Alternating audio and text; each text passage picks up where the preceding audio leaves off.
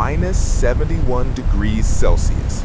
In this cold, exposed skin freezes in seconds. For the next 24 hours, one Yakut hunter must survive a deadly Arctic blizzard, alone. If he makes one mistake, the cold wins. He left his village before sunrise. His trapline is deep in the Siberian taiga. Food stores are low. Turning back is not an option.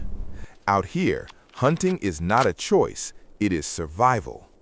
The storm intensifies. The horizon disappears. In a whiteout, up and down feel the same. Even experienced hunters lose direction and never return. At -71, metal becomes fragile. His rifle must stay dry. His knife must stay warm inside his coat. If his tools freeze, survival ends. He stops moving. Energy is dropping. Fingers are numb.